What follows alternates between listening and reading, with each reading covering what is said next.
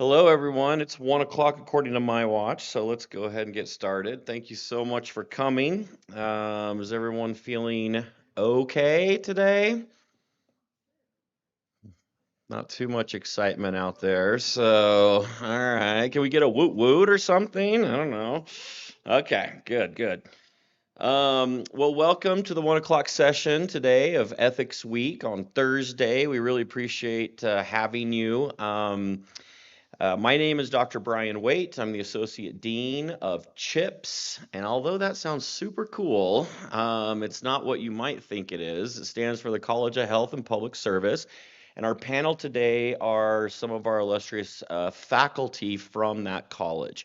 And so our session is gonna be geared towards AI in the fields of healthcare and public service specifically.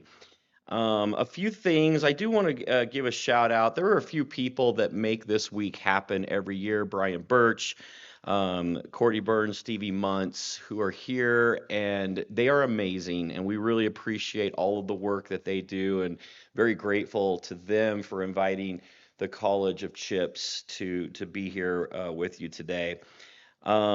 If you are a student here looking for credit, you will want to scan the QR code on the back of the chair and make sure that you get your credit for attending today. The representatives that we have are varied, and we have a little bit from the healthcare professions and a little bit from public service. Marilee Larson, Elizabeth Chesna, Jeremiah McGuire, Ryan Baker, and Eric Russell. And the departments that they represent vary from nursing, emergency service, health sciences, and forensic science. And so it should be very interesting to see how the different takes that we have on AI and where we kind of currently are with that.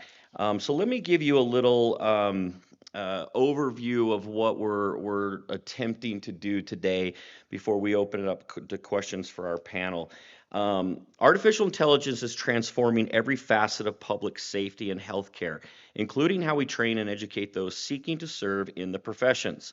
For instance, offering new tools for simulation, decision support, and skill development. Yet the essence of these professions, human judgment, empathy, and ethical responsibility, cannot be replicated by algorithms. This session today is designed to explore the themes of keeping the human in the center of the loop, emphasizing how AI should be understood as a tool that enhances professional capability rather than a replacement for the humanity of responders and providers. In other words, professions centered on people, strengthened by AI, and grounded in human service.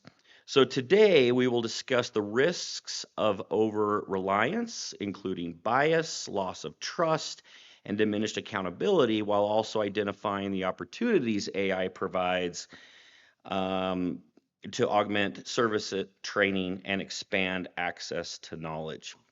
What we'll do is I have some questions and we'll open it up to the panelists to kind of talk about them from their different perspectives.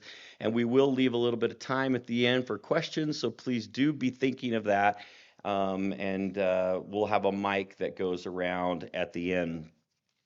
Um, the what I'd like to start with, and the panelists specifically asked me not to call on them. So what I'll do is I'm going to kind of open up the questions and I'll let them run with those. Do we want to go through slides as we go, or is this not ours? Yeah, okay. All right, so the first question is, how can public safety and healthcare professionals ensure that human judgment and empathy remain central as AI becomes more integrated into their daily work? Merely, I'm just kidding. Anyone who would like to start with that, please go.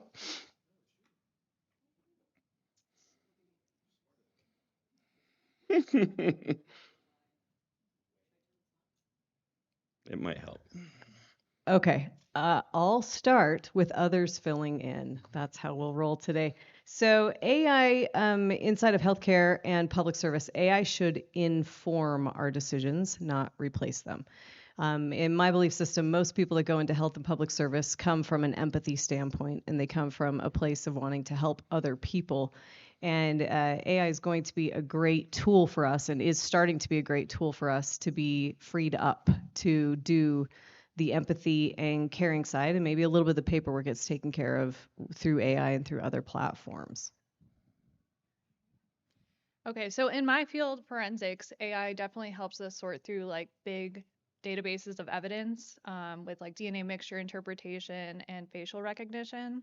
However, analysts still have to do like the final independent verification, and the results are still tied to their name. They're the ones that have to testify in court, and that can't be outsourced to AI. So every kind of result ties back to real people. So it's the survivors, the suspects, the victims. And AI just can't carry that human weight. It's only we can. So we just have to really remember that moving forward when we're talking about these kind of things. So with replacing judgment, the only reason I got invited up on this panel was back in 2017, I had published an article called The Ethics of iCommand. And this is before any of this even existed, that we were talking about AI, right? And so the question became, what is the liability of an incident commander that makes a decision that overrides an AI but leads to a tragedy or a bad outcome? Can that individual in the future be held criminally liable when they override an AI, right? And now we're actually dealing with that because we deal in a world now where you have algorithmic decision making going on under time pressure and consequence. So somebody might say on one hand, this is great, but on the other hand, an AI doesn't have the capability right now. And I say right now, because anybody who says AI can never do something, I'm like, well, it's as bad as it's ever going to get today, right? It doesn't have empathy. It doesn't have humanity. It just has decision making. And keeping the human in the loop, and what we've been trying to do with this conference and even other work that we're doing, is to say, you can't remove the humanistic aspects of these professions and the decisions that have to be made. However, you can't deny the fact that these systems aren't going to make a lot of things better. And so that's where we're looking at what enhances and what makes it worse. The problem is we needed to have these discussions about 10 years ago. So that's where we're at. I think specific to the health professions, empathy is always going to need to remain at the core of that. But certainly, where we need to be careful with the introduction of AI is letting it take over the critical thought that takes place in providers as they're taking care of patients. It's really easy to become over reliant on AI. It seems like it knows everything and always has the right answer, but it is not able to appropriately assimilate all of the human details of those interactions as we're providing care and making those decisions for patients. So I think as an assistant, it's a phenomenal tool, but we need to retain the human value as health professionals. Yeah, and I represent the physician assistant program, and part of our mission statement is actually we have a phrase in there that says we are geared to prepare academically and clinically prepared compassionate providers. And I think AI can mimic empathy, it can mimic compassion, but it will never replace that human touch, that human concern, that human care that is crucial to healthcare and even public service in a lot of ways. Um, and so, as Marilee said, we want to embrace it as a tool, but nothing more than that. We want it to be a tool. It shouldn't replace that human component of healthcare. Yeah, thank you all. So I've moderated these panels for a number of years, and what I wanted to do is start with our first question so that you could kind of hear the panelists a little bit. And I do want to emphasize one thing first. As we go forward, you can tell that this is a very eclectic group. Our college we have 7 different departments, and we range, or we touch a lot of different areas within healthcare and public service. And so, as you've heard them speak now, Marilee and Jeremiah both represent our health science department. Eric represents our emergency service.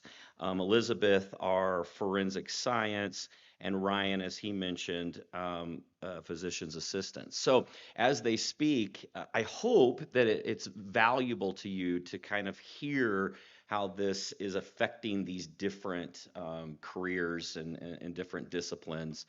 And it's going to be a little bit varied, right, as they speak, because it is different depending. And just out of curiosity, do we have any students that are in the College of Health and Public Service that are with us today, majoring in one of our, okay? How many from who are just in ethics and values classes that are kind of here for that? Okay. Good. So, think about how these things can apply to your own discipline, but specifically, I think everything that we do in the College of Health and Science are things that touch every one of our lives, regardless of the career that we're going into with public service and health. All right, so my next question is, how should institutions handle the risk of bias, decreased accountability, or over-reliance on AI systems? And we're not going to start with Marilee, okay? We're not going to get in that pattern, so anyone who would like to go first. I can go. Okay, so for me, I think that institutions have to remember that AI is capable of errors, and we need human oversight at every single step. And in order to tackle bias, there needs to be some sort of independent validation that's done or regular audits before it's ever used in casework, in my case. And we have to be really careful about shifting the accountability to the vendors or the AI technologies because the results at the end of the day need to be explained by the forensic scientist in court, and they're the ones that are cross-examined and challenged on it. Luckily, in forensic labs, there isn't really a lot of over-reliance right now, and AI isn't really heavily involved in live casework, but moving forward, I think we're going to see it in training and stuff, and we really need a plan on how we can address these issues.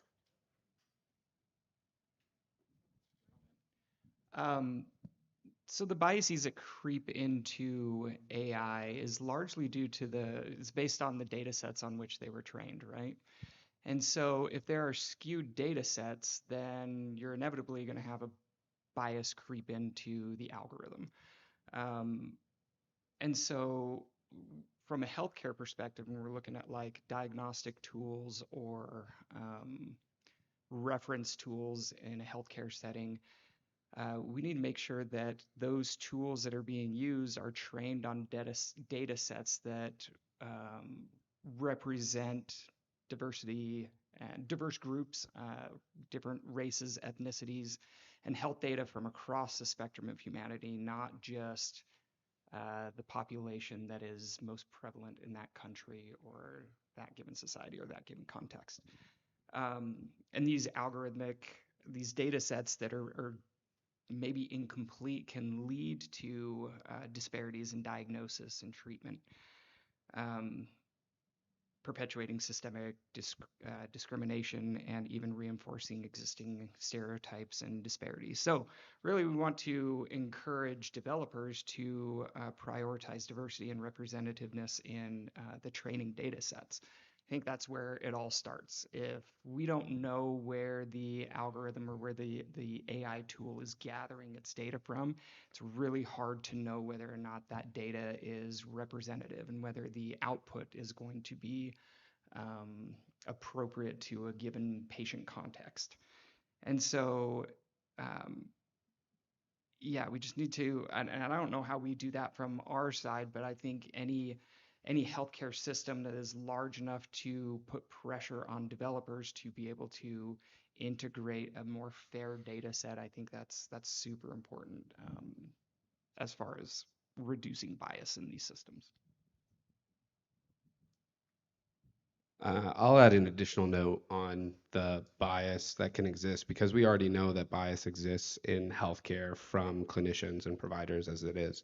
So I do think it's extremely important in terms of the AI and the data sets that it's trained on. I think it's also important that we have guardrails and safeguards in place so that when clinicians are utilizing these tools, that we're not inadvertently putting in our own human bias into these tools because they learn as they are used and they learn off the data set that they're founded on. So having guardrails in place to prevent that, as well as clinicians being able to override AI, but also having the necessity to justify that, which I think Eric spoke a little bit to earlier. But it's important that if we are going to use these tools, we're very clear both with the patients and within our organizations as to how they're being used and justifying our own actions as clinicians and providers.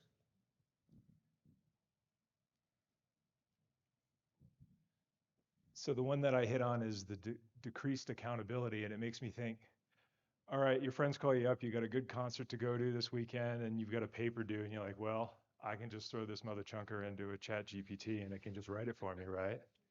And then I can throw it in. Humans will look for ways out of doing things. They look for ways out of responsibility. So don't bureaucracies. And in our world, in the emergency services and law enforcement, military, we're always looking to be more efficient, just like businesses, right? Because we always adopt some things from business, like lean management, which is a problem when you're actually talking about police and fire and EMS, however they actually use lean management. One of the things that you're going to see happening, and you're going to be taxpayers, not starving college students in the future, and where you have to demand accountability of your leaders within the communities that you live in, is that they are not defaulting to these things to make all of the decisions. Because let me tell you something, it will default on economics without question. It will default to the parts of your neighborhood that have multi-million-dollar homes, expensive dealerships, whatever it is. And who suffers from that? Anybody? Who suffers? Somebody answer this. This is the interactive part. The most vulnerable. It's the third pragmatic question of servant leadership. What is the effects on the least among us? Will they be better off or not be further deprived? Right? Robert Greenleaf asked this 50 years ago, right? And that question has to be in our head. Because the truth is the fire and emergency services and law enforcement overwhelmingly serves the most vulnerable, whether we like it or not. But if you default to it for your decision making and you give away your accountability for this, because these are the people who aren't paying the big tax money, and they're certainly not the ones that are given to the campaigns, those people are going to be the ones that are going to suffer the most. And so the idea of accountability, especially in my world, is the citizenry demanding accountability of those that are there to serve you. And so that's a big deal, because if you outsource this stuff to AI, AI will make decisions based on economics. It always will. Does a great job at stock picking. Okay? So that's my soapbox on that one. Yeah, so in light of Eric's response there, I'm kind of skipping around a little bit on these questions to keep our panelists on their toes. But I do want to circle back to the because that actually Eric's comments made me think of these ethical principles. So let's talk a little bit about what ethical principles should govern AI use then in high stakes situations like emergency response and patient care. Because again, we are representing very high stakes careers, right? And so what are some thoughts on the ethical principles there?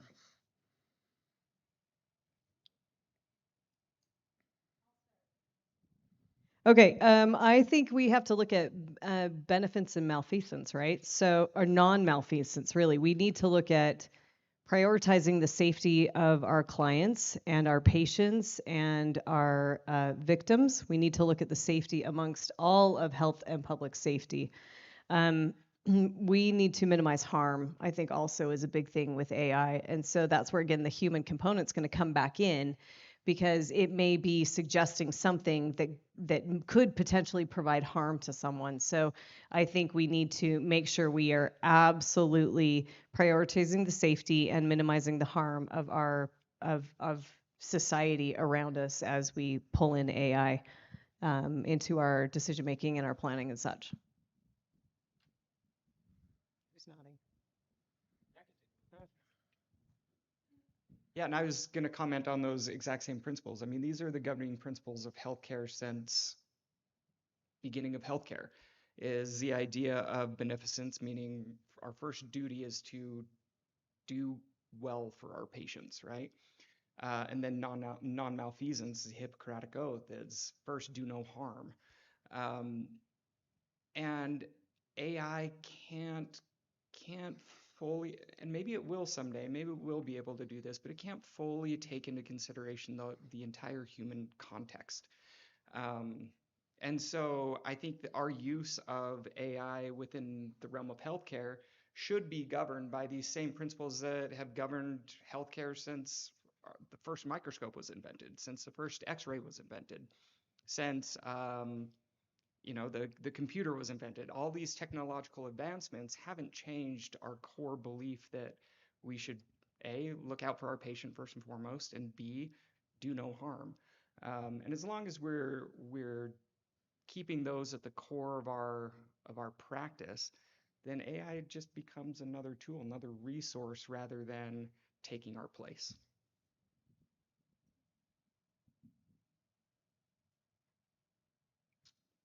Yeah, good.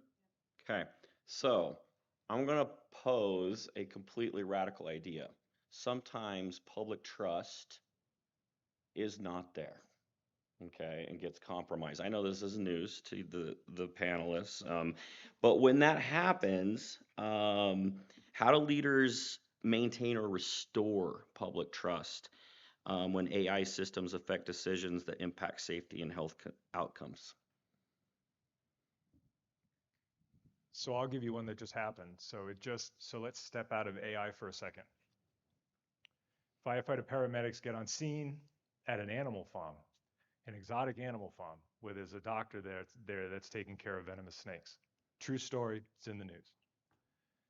They go to transport. The farm itself actually has anti-venom there. Your average firefighter paramedic is not trained to give anti-venom. You have to go to a special class in order to do this. The dudes on scene, as in transport, have the patient look right at him and go, if you don't put this in me, I'm dying. This was like a pit viper, something like completely scary, a demon if you want to take it at that, right? And so they get on the horn with what's known as medical control. So they're on the horn with the hospital, they're talking to a doctor, right? The doctor's like, yeah, you need to push this. We're way out. You don't have time to get a helicopter. He's going to die. So they had permission to actually push the anti-venom. They're suspended. And they might lose their jobs.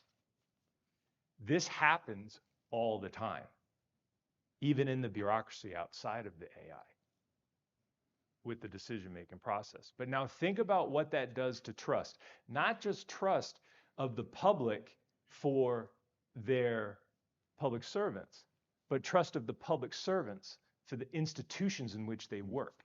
Because now everybody's been sent a message. I now have to make a choice between saving a life or losing my job. Now imagine being in that situation, right? And it's happened, I'm telling you, it happens all the time because I've written case studies on this stuff. And I've even experienced it myself as a professional. So that's it, is where is this decision made? So then once you add an algorithm to that, you have to say, okay, well, where is the ethical accountability in this? How do we hold on to that human? What is the value? Because they should have got to the hospital, got a fist bump, and even possibly a medal, right? Right? But that's not how the world works. You know, no good deeds goes unpunished, right? But guess what? We're in a situation here in the very near future where AI actually might be making that decision on whether or not you should be punished. And that's something that it's hard to wrap your head around this stuff because you're like, no way. No, it is. It's coming. And so it will even be the decision makers in what they consider textbook cases. So it's something to think about as you get into your careers and in your studies.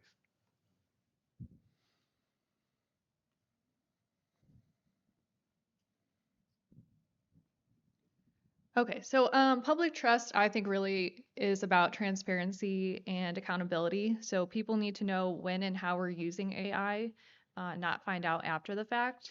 And as institutions, we need to publish validation studies, share error rates, and have independent oversight. And I really think that trust declines when we're hiding these AI algorithms because if they're hidden, they're biased or seen as replacing fairness with just automation, it becomes a problem. And then in forensics specifically, AI-informed evidence needs to be paired with expert testimony, or we're going to risk deepening skepticism about justice.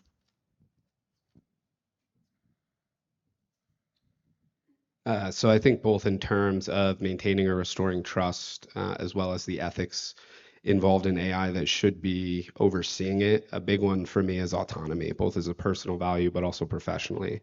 How much autonomy are we as a public, are we as professionals giving up to AI? How much are we losing as part of this process? And I think the transparency and communication goes a long way to addressing it when errors have been made.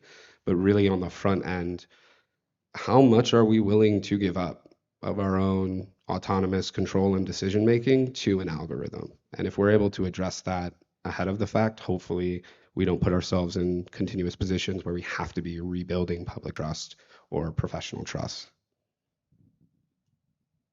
Another thing we have to keep in mind is that, especially in healthcare, if we're using AI, let's say, to help us chart for patients or whatever, and you have a patient who is very anti this process, I think we have to be still respectful of that. So if you have a client or a patient who does not want you to use AI in the sense that it's going to be used, we still have to be smart enough and not give up all of our brains to AI that we can still traditionally chart in the way we were supposed to chart initially. So I think when we think about this moving forward, we still need to maintain our education and our brain strength so that we can do things when AI is not reliant and when we are asked not to use it. So keeping that trust, if we have people that feels like this is very untrustworthy, we need to respect those boundaries for those patients as well. Well, so then, based on how some of you answered that question, I think I'm going to skip to this one. And some of you kind of alluded to this. I want to see if anyone wants to expand on it. When AI is used in critical situations, then like emergency dispatch, triage, incident analysis, who is ultimately responsible for those outcomes? I'll take this one back. So I've actually been thinking about this a lot. Currently, I'm in the beginning phases of looking at how to incorporate AI scribe technology into PA education. So there's ambient scribes out there that listen to a healthcare encounter and craft your note and pull out relevant details. And then it's really meant to streamline our activity. So rather than sitting there typing while you're trying to talk to a patient, it's doing the clerical work for you, right? So I've been thinking a lot about the issue of culpability. What if the AI doesn't catch a relevant detail that should be in the note and didn't get put in? Or what if it suggests something or brings something in? What if there's a hallucination that's brought into the note, which is a legal document, that the patient didn't say or that wasn't part of their healthcare encounter, right? And I think it's wonderful for us to sit here and contemplate who should be held responsible. The AMA, the American Medical Association, has understandably put out a position that says physicians should not be responsible, should not be held culpable if it's an error in the software. But the truth of the matter is, those decisions are not going to be made by us. They're not going to be made by healthcare professionals. They're not going to be made by the developers. They're going to be made by the courts. It's unfortunately going to come down to somebody somewhere makes a mistake. It's pinned on the AI, it's pinned on the provider, whatever. It's going to go through the court system and laws are going to be developed. I don't think our legislature is quick enough to implement laws and regulations before the courts will try a case. And I think, unfortunately, that's what's going to be determining who is held culpable. And if history is any predictor of the future, it's going to be us. We're going to be held culpable. Because ultimately, it's my signature at the bottom of that note. It's not the AI's signature. And as much as we want to trust that the AI is well trained, is giving us accurate information, it didn't sign the note, I did. And so unfortunately, well, for better or worse, I think it's going to end up with us.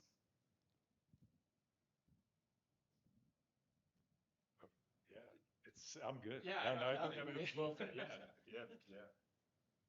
And maybe it should. Like I should take responsibility for my patient. I should not blame my healthcare decisions on, the resources that I'm consulting or the tools that I'm using, unless it's providing faulty information that I thought was going to be accurate. Then maybe there's a question there, but ultimately it's going to be pinned on me. Like I said, it's my signature. Yeah. And I agree with that. I do think there is a shared responsibility with the developers, right? And with institutions in terms of their vetting of any software we're using, but ultimately it is a tool, right? If someone gets into a car accident, it's not the car's fault, it's the driver's. And it's no different in the scenario. It doesn't matter how intelligent AI is or becomes. If we're retaining our autonomy over it, then we have to be culpable for the decisions we make based off of it. And in all of this, and Elizabeth can explain this even more as far as the investigative aspects, um, there's going to be a fact finding that happens, right? And we have an old saying in my world, and that is we treat the patient, not the machine. And so if something's off and not making sense to you, you defer to the patient, not to the actual machine, and you change it. But at the end of the day, it's always the authority having jurisdiction that is going to be held responsible. But I want to take a positive spin on it. And here it is. It means that if you know that you're going to be ultimately held responsible, then that means you're going to get your sets and reps in, right? You're actually going to study. You're actually going to keep abreast of all the best practices. You're going to know that you're going to attend all of your trainings and your CMEs and all of these hours that nurses and doctors and PAs and responders and everybody has to do. And so it doesn't allow them to outsource responsibility. Because at the end of the day, you are the one that's going to be held responsible. Because we do outsource decision making. We know that we do this now. We do it constantly. We outsource decision making. So that's the biggest thing is I think it will actually keep not only the human in the center of the loop, but it will also keep the human responsible in the center of the loop, knowing that, hey, in the end, you can use these things to make decisions, but you know what? If you're wrong, it's on you and it's on your license. Yeah, and before I switch gears, is there any other comments on that idea of keeping the human in the center? During this, practically speaking, as we continue this work, how do we keep the human in the center of the loop?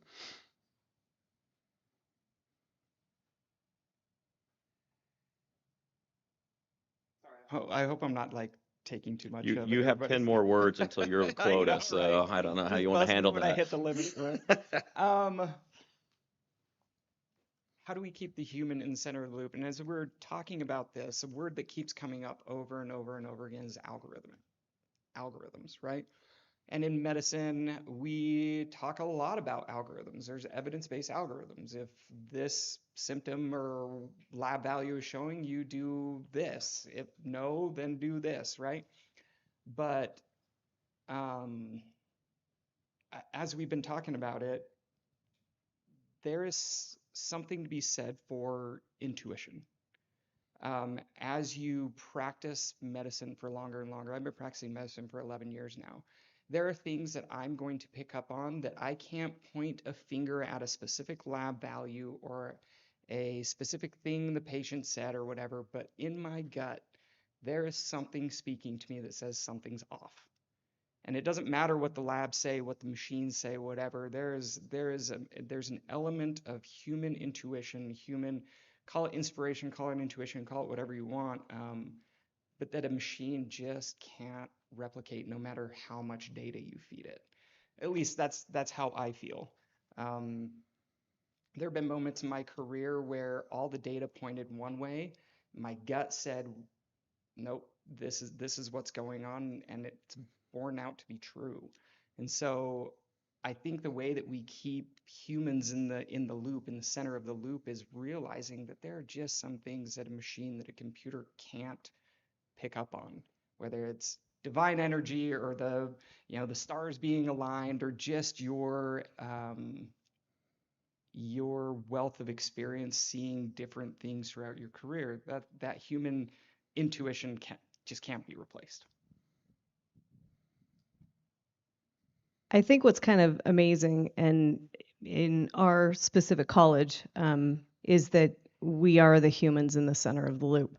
A majority of our jobs are not going to be outsourced. You're going to be hard. It's going to be a hard minute until the robot's going to be arresting anybody. Like that's just it's a long ways off, right? So it's a long ways off until we have AI'd nurses. It's a long ways off until we have a fully automated fire truck that can pull up to your house and fight the fire from the truck, right? So health and public service, we are the humans at the center of the loop. And so AI is a tool we will use and we will continue to use, but it is not who we are integratively, and it is not who our students are. It's not the professions we're in. We are human-centered professions that are using AI as a tool in our professions. So it's teaching our students how to stay current and up to date with what's happening in the fields around us, but we're still all humans here. We're still all the ones leading the march, right? I think in forensics, like particularly, if we don't keep the human in the loop, then we risk due process, because AI can't, carry any ethical responsibility, and everyone has the right for cross-examination in court, and only people can explain the evidence in court. So if we take that out, then we really change the justice system, and we're losing due process. So just if these are our regular professors, by the way, over in College of Public Health and or Health, whatever we're called, CHIPS. And so if you are like, oh my gosh, these guys are the coolest ever, which I think so too, you're welcome to come on over and talk to us about a degree. So I do want to switch gears here, and this one's a little bit selfish. There's someone in the audience that's a little bit special to me. My son, who is actually majoring in one of our degrees here. So I want to talk about the students. I want to talk about preparing the next generation of healthcare and public servants. How can educators prepare students to critically and responsibly interact with AI by integrating ethical reasoning and transparency into their professional development? And of course, specific to our college, but anyone here. Can I start?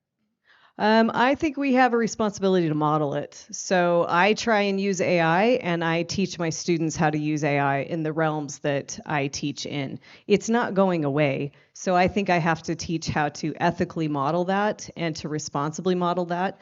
But I feel a big responsibility as a professor to get my students ready for their jobs. And this is part of their jobs. So for me, it's modeling and it's transparency and it's making sure that I am, which, you know what, AI moves so fast. Like today it's here, tomorrow it's like 5 other new things. And so like trying to stay on top of it as best as we can, I feel is kind of our responsibility as well. Yeah, so I think the big thing for me is we not only have to teach students how to use it, but how to question it, because they need to be able to recognize bias, limitations, and ethical consequences. Students need to be thinking about security risks, safeguards, and bias now. And I really think that there should be like training scenarios where AI gets it wrong so that future officers and forensic analysts learn to balance outputs against context and ethics. And really, the end goal is to have professionals who are confident enough to challenge AI inputs and not blindly accept them while still protecting justice and public trust.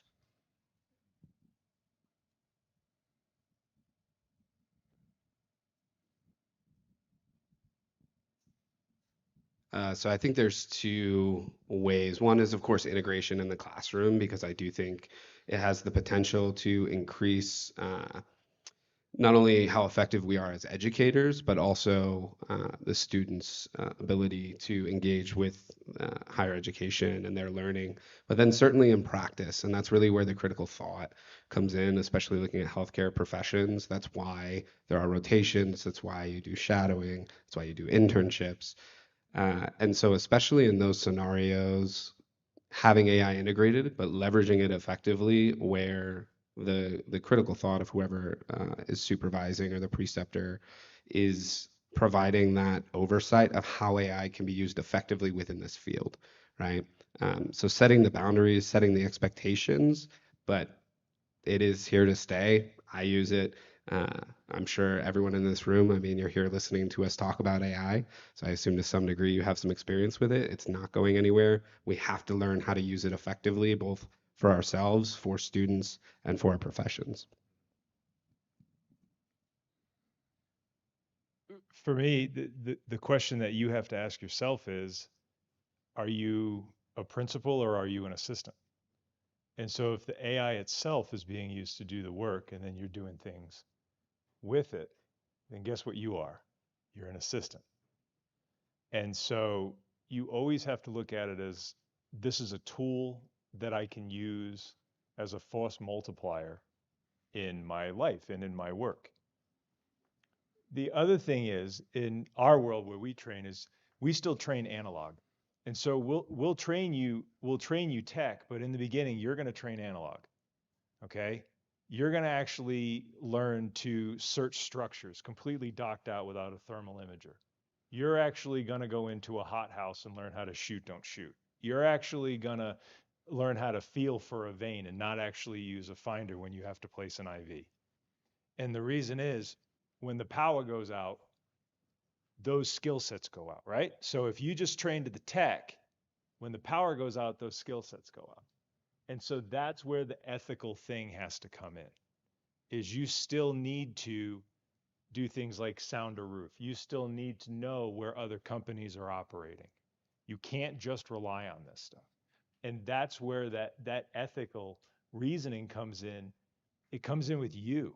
You have to understand that you're asking to be a professional and not an assistant. Okay?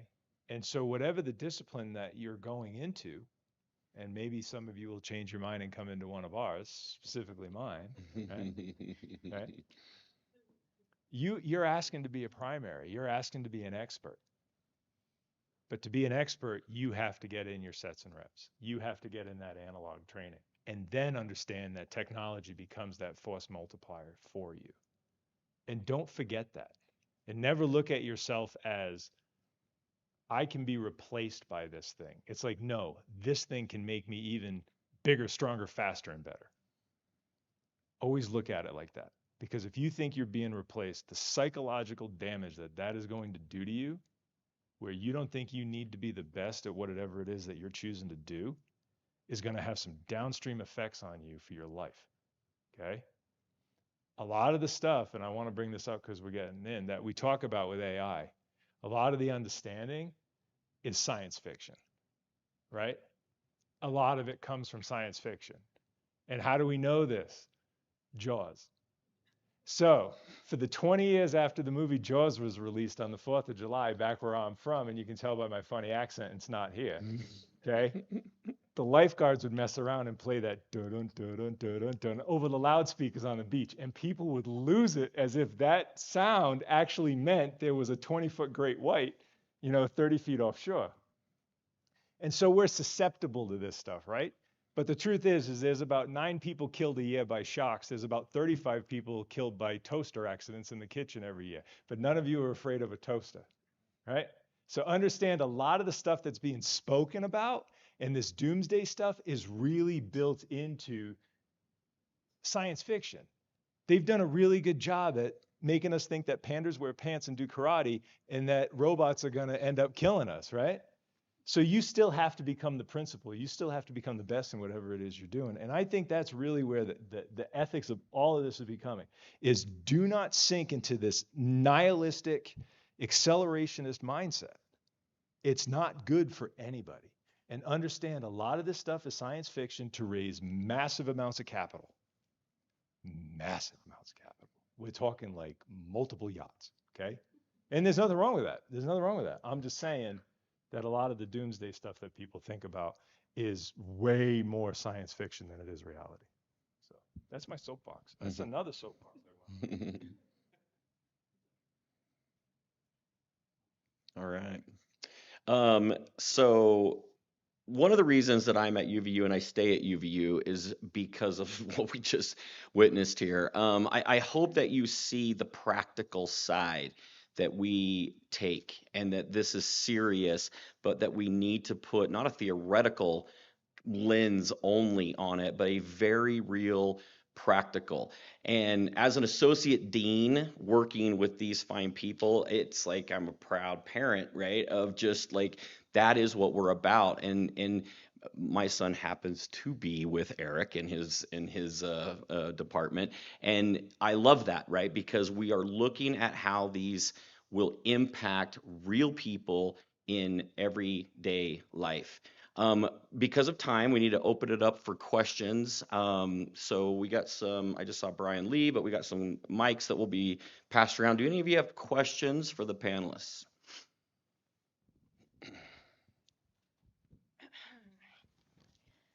All right, so thank you guys so much for answering all those questions. I just want to ask you guys something really quick in terms of all that. So over here, in my mind, AI is meant to provide kind of like a basis or a foundation for formulating thoughts for people, not for actually doing that reasoning, right?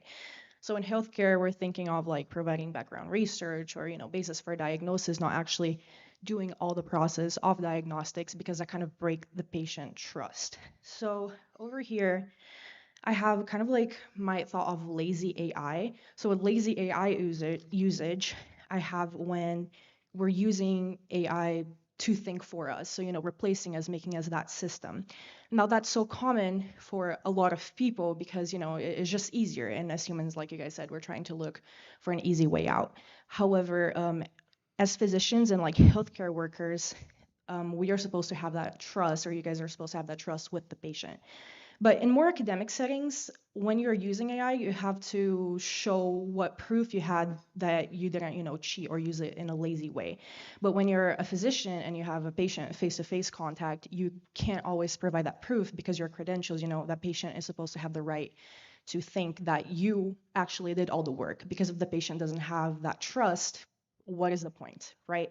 So my question for you guys is, how is the vulnerable public or the patient supposed to identify lazy AI usage coming from healthcare or public service providers? And in what ways can they demand accountability from healthcare workers without the healthcare workers always providing all that proof of their reasoning and diagnostics, which would just inherently break the trust if they had to prove that all the time? Thank you. Question. So in the AMA's position paper on the use of AI in healthcare, they have one point in there about disclosure. And just like we sign HIPAA disclosures and privacy policies and all this stuff before we even see a physician, they talk about presenting that information up front before a patient is ever seen by a provider. How is AI being used in this facility? To what extent is it being used? Can you opt out of its use, etc.? But I think the real truth of the matter is let's say you go to an urgent care, you're sick, this is the first time you're seeing this provider, you've never seen it before. The truth of the matter is you won't necessarily know to what extent that provider is using AI in that one encounter. But I think the value in medicine is establishing these relationships of trust. It's establishing continuity of care. It's seeing that provider on a yearly, monthly, weekly basis, whatever, until that relationship is, and you know, and you can trust that they're not going to lie to you, that they're telling you exactly how they're, if they are using AI, or you can kind of glean from your interaction with them what their decision process is like. But yeah, that's a really tough question because uh, there's times when we do go outside the room and we consult resources, and I think that's a great thing. I can't contain all the history of medical knowledge in my brain. I try to, but I can't think of everything all the time. And so I think it's okay to allow for that, but if the patient asks, yeah, you should be transparent and disclose to what extent you're using those resources and to what extent you feel like you can trust said resources. That's a fantastic question. I hadn't actually thought about that. No, for sure. So you kind of think that like kind of an opting out process between a patient and a physician, that full transparency of how AI is used and if they can not use it for whatever process it is, just so personal preferences of the patient that could build some more trust over time as well. Yeah, I think it really does come down to transparency. Actually, with one of these questions that the moderator sent us, I wrote transparency over and over and over again. Like, how do we maintain accountability with our patients? And it really comes down to transparency. And I give it 5 more years. I don't know that anybody's really going to balk at the idea of a provider using AI as a resource. I don't think anybody in their right mind would want AI making that ultimate decision. But I think as we get a little bit more comfortable with the technology and we know where it's sourcing from and we use reliable software, for example, there's one platform out there called Open Evidence. Open Evidence only pulls from peer-reviewed sources. It doesn't search the net at large. And so I think that transparency between the provider and the patient is the key. And being able to opt out and say, hey, what do you think? I don't want to hear what the AI thinks. What do you think as a provider using your experience and your knowledge? But yeah, that's a fantastic question. I love it. Wait, I want to hear, does anyone else have any comment to that question? Okay. I just want to make sure we give Jeremiah, you got something? Just a thought for some of the inherent difficulties within that. Whether you're seeing a private provider or whether they're part of a larger healthcare system, some of these conversations have to happen at a very high institutional level, because when we're talking about these tools and resources, if we have individual clinicians making those decisions on their own that are part of a larger institution, that's where we start to lose that transparency and trust. And we have different patient experiences across the board. And of course, you're always going to have that to a degree between providers, but with AI, it just makes it that much worse. So I do think it's a really important question, and it's something that healthcare systems and institutions should consider. And then to what part is a patient or a client responsible for indicating that preference as well, right? And making that a clear component of the relationship, I also think is really important. So how much of that is a shared responsibility between a clinician and a client or patient, and how much is the institutional responsibility? More questions?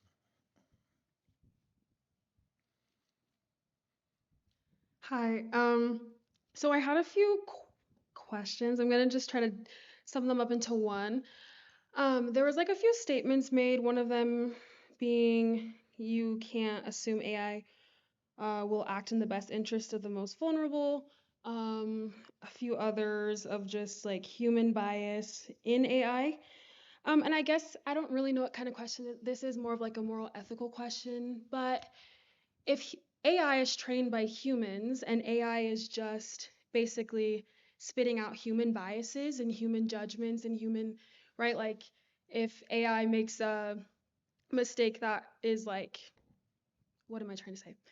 Sorry. Like if AI makes a mistake that's based on human thinking, Like, wouldn't it be more important to, instead of like demonize AI, wouldn't it be more important as humans to close the gap and to close our own biases and to kind of update our own information so that way AI can be more effective? Because if AI makes mistakes, it's because the humans who trained it taught it to make mistakes. So how do we, as humans, maybe, um, how do we make AI actually more like useful if like even humans, it's like humans are the most likely to make mistakes even if you have AI, right? Because I don't know if any of that makes sense, No, I but love that question, and I cannot wait to hear the answer. No, That's it's great. great. So, okay, backstory. I am not an expert in this stuff. Okay, I am a knuckle dragger. Okay, but when the original developers of things like large language learning models were putting these things forth, even in theory and in their infancy, they told them, do not put this thing on the internet. One of the biggest names in all AI development history, because this actually comes out of more of the psychology realm, that's how LLMs came to be. And why not? Why put it on? Why shouldn't you put it on the internet? Well, the internet's a cesspool, okay? And now, has anybody in here ever heard of dead internet theory? Do you know what this is right now? So basically, you have one person on some social media account arguing with 50,000 bots, and they think that these are human beings. Well, AI is training on this stuff. They're not.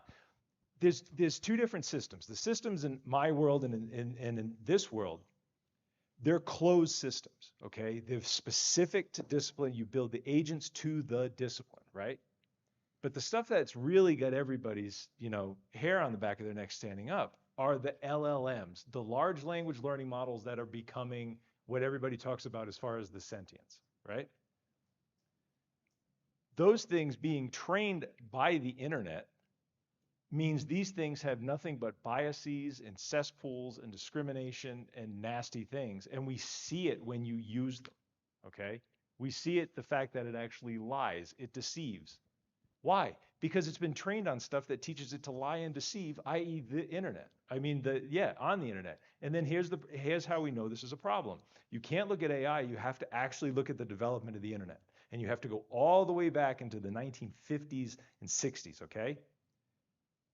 They never thought about security when they first developed it. That's why there's so many problems in hacking and malware and 0 days and all these things that happen.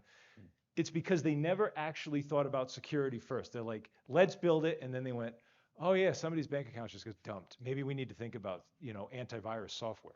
Well, they did the same thing when they developed AI. And you're absolutely right. If it is learning from the human and the human is flawed, we're really flawed. We're angels with buttholes, right? Okay. If that's what it learned on, then it is going to take all of the good that's human, the beautiful that's human, and it's also going to take the deceitful and the biased and the faults that exist with being human. Here's the issue.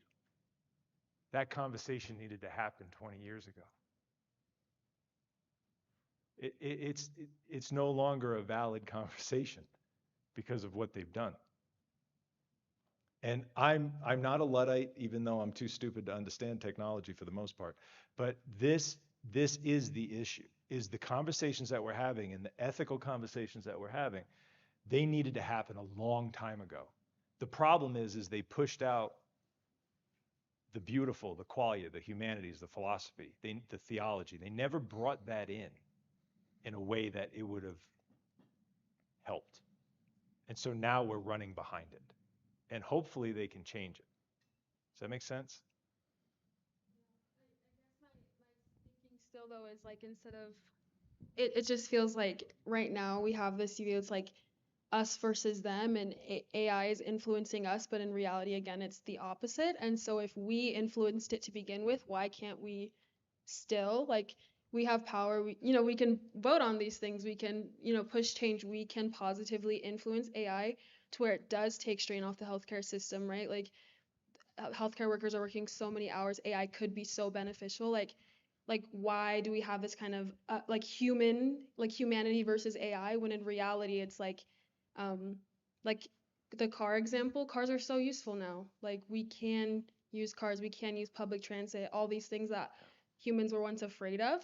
Um, I don't know. I just feel like we have like a us versus AI, when it should be like if we work in tandem with it, we can control it better and use it better. No, you're Yeah, that's absolutely, great. you are absolutely spot on. The problem is you were never, and I was never invited into the conversation. That's the issue, is it's more along the lines of rotary phone, iPhone, here you go, adopt. Mike, for the Like recording. that's it. That's really the thing, is it's you as citizens, because guess what's been funding this stuff is taxpayer dollars. They're making all this money now, but no. This stuff came from universities that were funded with taxpayers' dollars, but you weren't invited to the conversation. Nobody was. And that's the problem. You're absolutely right in your thinking. On that note, OpenAI, the creators of ChatGPT, were originally a nonprofit, right? Now they're valued at billions and billions of dollars for what they created. Yeah. And I think Eric said it really well earlier. AI is a force multiplier, but it's also can be used to multiply the negative aspects of humanity and human biases, and that's why we're seeing seeing the internet really explode in ways that we haven't when it comes to those sorts of factors. Yes, certainly we could use it in a way that could help highlight some of the inherent human biases we have across cultures, across generations, and work to address them. Whether or not that actually ends up being the case, it's really up to all of us. Ultimately, we're the ones who choose how we interact with it. Fantastic questions. I'm loving this. Keep them coming. What else we got?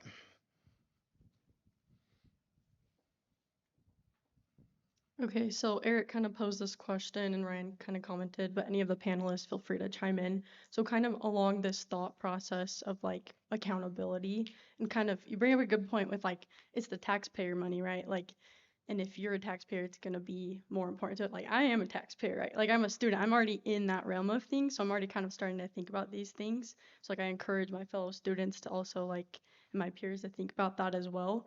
But what does that look like to hold people accountable when they're using AI? Is that kind of like Ryan said, is that legislature? Is that voting? Is that some sort of policy? Like what responsibility on our end in terms of like pushing that accountability? Like what does that look like, I guess?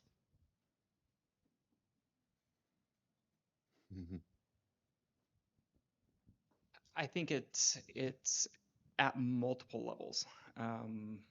We talked about judicial accountability, and ultimately I think that's where that's gonna be the precursor. I think that's where it's gonna land first, is judicial responsibility and legal responsibility. I think legislatively that's gonna come much later. Like what situations legally are we allowed to use AI in? Um, but like Jeremiah alluded to as well, I think there have to be structural frameworks within institutions. Um, Take IHC, for example. At what level or whatever is IHC allowing their providers, their nurses to use AI? What tools are they vetting to, or are they vetting? Or are they just, I mean, right now it's kind of Wild West. Like, if it's out there, go ahead and use it, right? There haven't been a lot of these structural frameworks put into place yet because development is outpacing bureaucracy. Um, but I think as time goes on and when we do get mistakes happening and morbidity and mortality cases coming up, people are going to start acting a little bit more aggressively towards reining it in. These are the specific tools that we've looked at, we've vetted. These are the ones that you can use. These are the ones that we trust. And then from there on out, it kind of branches to state legislature, federal legislature. But I really think courts are what's going to hit us first in determining what's okay and what's not.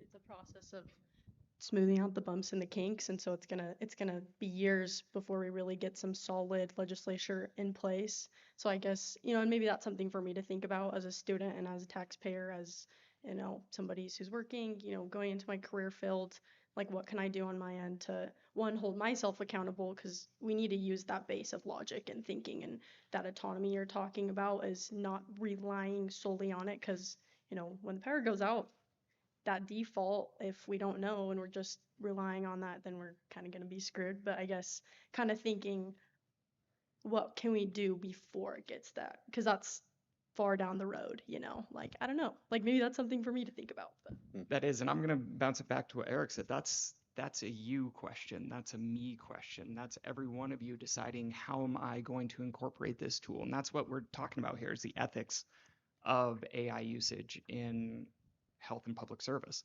And as scary as that might be, to like trust each individual person to use it in an ethical way, that's the initial kicker. Nobody's telling us how and when to use it right now.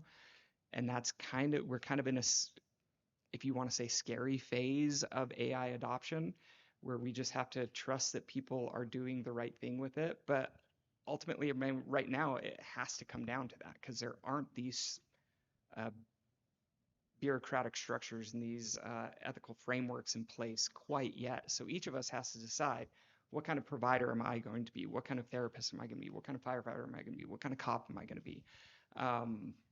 And hopefully, I want to believe in the goodness of humanity, that we are going to really adopt those principles of beneficence and non-malfeasance, and really use AI to help augment, not take our place.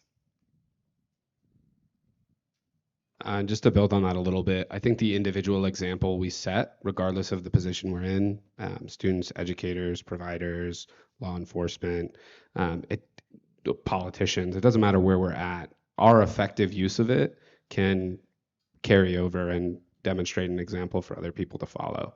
The legislature is going to take a long time. The states probably are going to start passing laws well before the federal government, and they're kind of just given free rein to the large tech companies to just push this ahead. And that's more a little outside of my area, but I worked in DC for some time, and they have larger interests, I hate to say. And so we really have to take individual responsibility when it comes to this. And hopefully through that example of ethical use of it, we can have that be the norm that we establish. So I always ask the question of my students, like, who benefits by deepfakes? How do we as a society benefit by making those things better and better and better? Because I teach all Homeland Security. So I teach violent extremism, domestic terrorism, counterterrorism, anti-terrorism, all of that kind of stuff. And I've researched and written in violent extremism and preventing it. And the biggest problem that we have right now is dealing with misinformation, malinformation, and disinformation. Like that, it's the number one thing, right? That drives people down. But we've created these systems that make it easier and easier and easier and easier and easier to do. And so for me, the only way that you can hold things accountable in what I see is almost a post-capitalistic realm, right? I'm way outside of my wheelhouse, by the way. Okay, is you have to look at the basic self-interests of people, right? And you have to appeal to those things, and you have to ask, how do we benefit? It's great that you're going to get as rich as you possibly can by doing this, and that's good. We champion competition and capitalism and all this kind of stuff, lifting people out of poverty. But that kind of stuff can't be what pushes people into poverty, because if this stuff is going to continue to push people towards zero, right? And it will, if it's not handled correctly, right? And so that's really where it is. It's only through investments and where money is going to go will this ever make a difference, because your lawmakers do not understand this stuff. They don't. And they're right. By the time we've written a policy, this thing is already on its next generation. So that can't keep up. So to me, the only way that you hold this stuff accountable, but all the while allowing the economy and people to benefit by this, is it has to come through the market system. And people have to say, this is where the investment should be in very specifics, and this is where the investment can't be. Because I don't see another way of fixing this outside of the self-interest of individuals. I can't. I just don't see another way of changing this stuff. Because if left to its own devices, the system is set up to make as much money as possible. And again, there's nothing wrong with that, okay? But it has to come from you, who are going to be one day not starving college students, but investors and all this kind of stuff, to actually say, this is where I'm going to put my money, this is where I want to see it developed. I don't see another way of fixing it except for the market system being how it gets done, because you can't legislate it. By the time the legislature's written, we're talking about something else. We just made something about an orange and we're talking about a horse, right? So it doesn't work. So that's it. But man, you guys got some good questions. It's really good. Yeah. Can I just add one comment? Mhm. I think we also have to think about, like, if it's not a human that is held accountable, then what's held accountable? What, you're going to turn off Chat GPT for the world for 10 minutes? Like, you can't hold anything else accountable besides the human. So we have to remember that it is the human cost of using this. There is a human cost, and there always will be a human cost, because the rest is going to keep, like Eric was saying, it's going to just keep rolling along either which way. So the accountability is very, very real. Yeah, so I pose this question to, especially with Homeland Security, and it's just something to consider. There really isn't an answer. But why is it that the people that built all of these platforms, these social media platforms that have driven mental illness through the roof, these systems that are building these AIs, why are all of these people building bunkers and compounds in faraway lands? Ask yourself that. Because they're buying islands and they're buying things that are far away, because they know that there's at least a chance. There's at least a chance. And so when you think about this for Ethics Week, I want you to think about that. I want you to think about why the people who build social media and these tech platforms, who make billions of dollars, are building compounds to get out. Okay? So keep that in your head. Yeah, I had one more question, but there was a question here, and I think we might be out of time with this one. So yeah, go for it. Mhm. Hi, thank you all for doing this. It's been an amazing panel. My question is based off of a comment that Professor Russell made, that was saying, are you a principal or are you an assistant? And my question to you is, what does a world look like where there are only principals? Principals is Mhm. principals as AIs or principals as assistants? So which one are you saying? Saying the human or the AI? The human, only principals. So the human or the Human. principals? Well, we actually don't have that now, because here's the beauty of it. But this is also the thing that's actually hurting. You've heard about how a lot of white collar jobs are gone, especially the entry level white collar jobs, because those things like Salesforce and whatever are using these things to come in. The idea of being an assistant, there's nothing wrong with that, but the assistant is temporary to become the principal. Okay? So it's learning to crawl, walk, run, right? The problem is when we outsource our work in the beginning as we're developing, when we're young, well, I'm not young, I'm an old man, but when you're young, the idea of being the assistant is to be able to grow into the principal. That's the thing. It's not that everybody's a principal, because you can't have it that way. Not everybody can be an expert at once. But the idea of the apprentice, the idea of the assistant is that one day you will take over for the principal. You will take over for the expert in that craft, because that's our job. Our job is to hand it off to you. And for me to no longer be in this position, say 10 years from now, right? So it's not a world that's all principal, but it's a world where you can become principal. And you grow through that apprenticeship. You grow through the suffering and the long hours and stuff to grow. But if in your development stages you outsource becoming, okay, what you are doing is you are saying that you can never be the principal, that you will always be the assistant. And so that's what I'm saying, is when you allow it to do your thinking for you, and you allow it to make decisions in your creativity, Any of you in here write? Does anybody in here write? What about paint? Draw, right? This is the creativity, the quality, the beauty of being a human, right? If you outsource it to that, all of that goes away.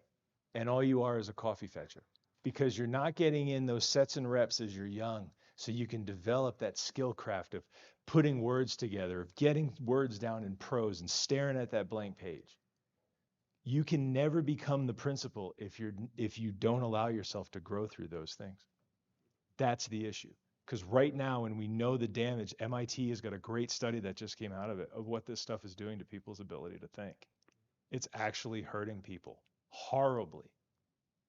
And so that's what I mean by that, is not everybody is always going to be at the top of the food chain, but everybody will strive and move up to the top of the food chain as we're growing. That's what I mean by that when I say principle.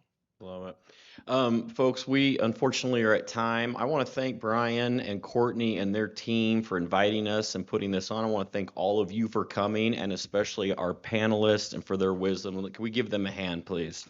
Thank you for coming.